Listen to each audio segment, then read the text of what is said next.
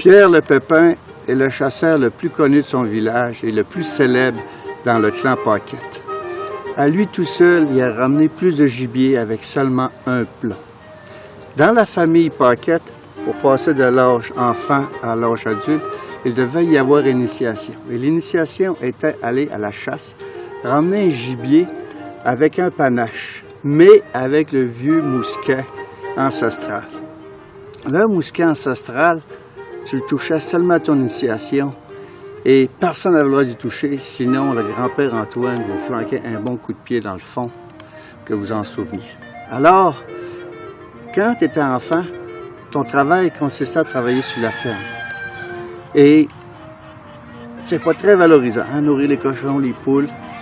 Mais quand tu devenais adulte, tu avais le droit de fumer une cigarette, avoir ta pipe, avoir du whisky blanc, puis aller travailler sur le chantier, faire de l'argent de poche. Fait que mon Pierre était bien tanné d'être un enfant, puis tout l'été, il surveillait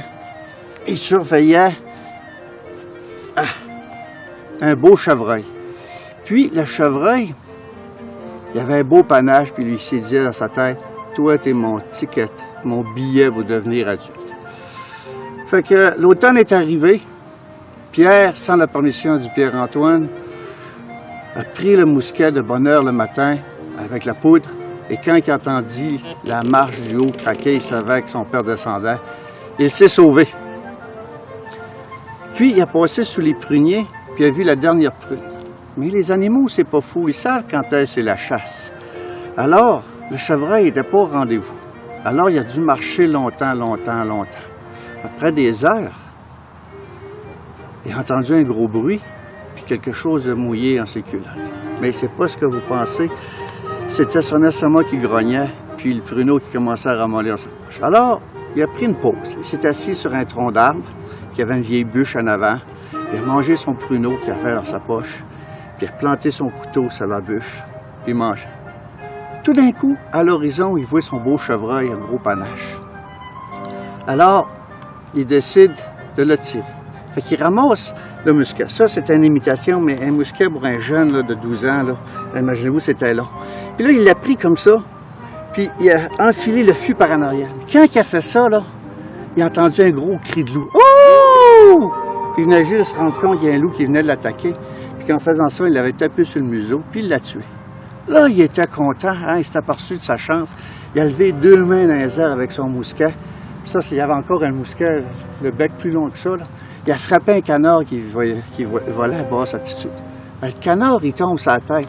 Là, ça l'étourdit un peu, puis il prend le ballon, puis il tombe en bas de son arbre, qui était assis dessus. Il écrase 2 lièvres. Mais là, lui, il n'était pas intéressé à ça. Ce qu'il voulait, c'était son chevreuil pour devenir adulte. Surtout qu'il avait pris le mousquet, il s'attendait bien à avoir un bon coup de pied aussi. Fait qu'il ne voulait pas qu'il revienne bredouille. Là, il se met à genoux, puis là, il prend le mousquet le mieux qu'il peut, puis il s'accote sur la bûche, hein? Puis il fait pas attention, il tire son coup, puis il frappe la lame de son couteau. Puis la lame casse, puis il y a 2 perdrix qui volaient bas, chaque côté. Là, il était au désespoir, il voyait son chevreuil de l'autre côté de la rivière, il n'y avait rien à faire.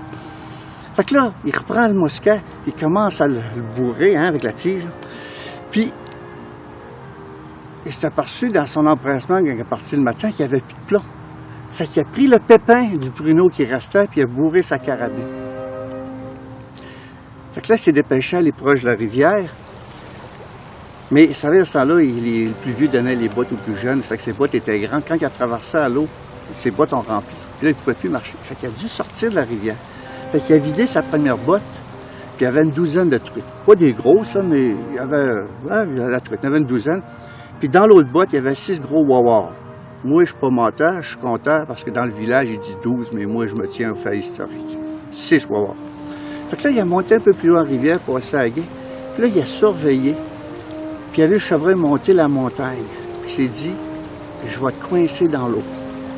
Fait que face, vent dans le visage, il montait. De fait, le chevreuil était coincé sur le bord du ravin.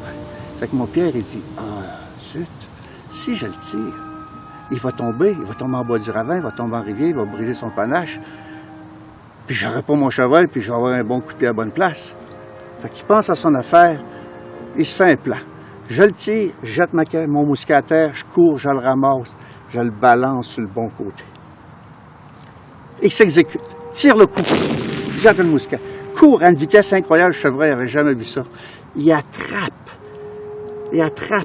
le chevreuil par le panache, je le regarde des yeux. Tout d'un coup, le pruneau vient y frapper dans le dos. Ah! Le pépin.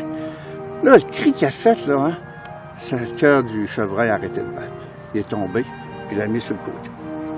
Là, ça faisait des heures qu'il était parti, son père le cherchait avec ses frères. De fait, ils l'ont trouvé en haut de la montagne, puis il avait trouvé tout son gibier. Hein. C'était des chasseurs, ils savaient tracer. Puis là, le grand-père a dit « Félicitations, hey, c'est beau, hey, hein, t'as fait ça, oui.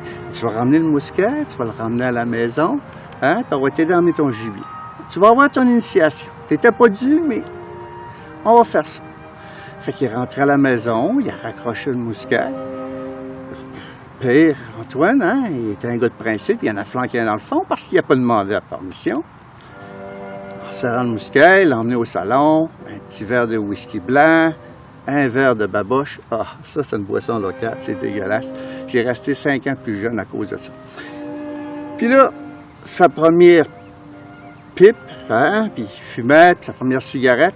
Mais là, à 12-13 ans, là, hein, il était malade. Il a été se coucher. Puis avec l'alcool, il a tombé.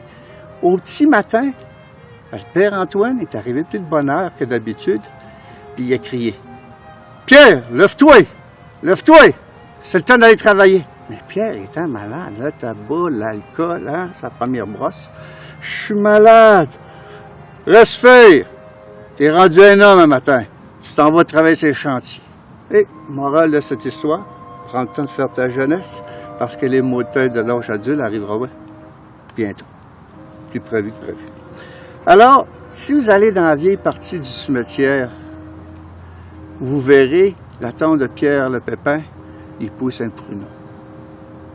Et voilà, l'histoire de Pierre le Pépin, le plus célèbre des chasseurs du clan Paquette.